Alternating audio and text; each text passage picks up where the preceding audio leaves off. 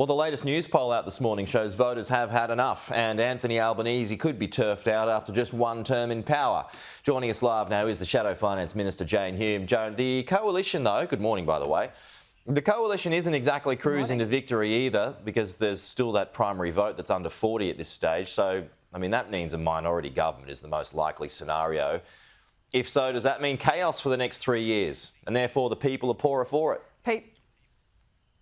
Pete, there is no doubt that a minority government would be the worst possible outcome, and it will be no surprise to you when I say, as I do most weeks, that the only poll that matters to the coalition is the one on election day. But what I can say is that these number of polls are pointing to the fact that people have had enough of being poorer under Labor. They've seen their standard of living go backwards by 8.7% in the last 3 years. While inflation has cumulatively gone up by 11%, their living standards have gone up even further. Their cost of living has gone up even further, 19.4%.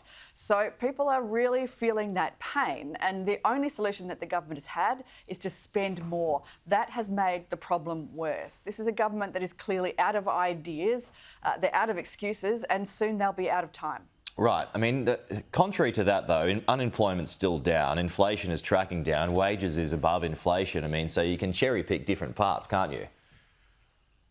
Well, you might say that, but in fact, unemployment is higher than it was when Labor came to office. Inflation has come down, certainly, but the average inflation rate under a coalition government was 2.2%. It's been more than 4.4% under a Labor government. Economic growth has stagnated. We're now growing at about 0.8% per annum, and we're in a per capita recession, the longest per capita recession on record.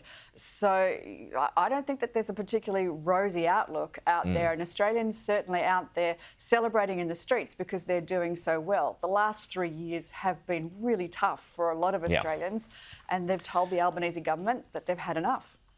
If the RBA delivers a rate cut tomorrow, is that a political gift for Labor?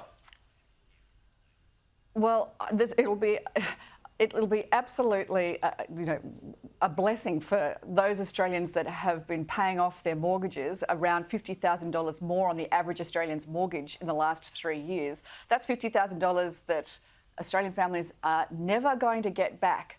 And the reason why their mortgage has cost them more is because interest rates have stayed too high for too long. The reason why they've stayed too high for too long is because the government has been working against the RBA rather than with the RBA. When governments keep spending, it's like having their foot on the accelerator. The RBA has been trying to put its foot on the brake. We were the developed country in the world last year that didn't have a cut to its interest rates, and that's because the government has been working against fiscal policy has been working against monetary policy rather than with it. If there is a rate cut this week, and I won't preempt the RBA's decision, I have no intention of muscling in on the independent RBA the way that the Labor government has.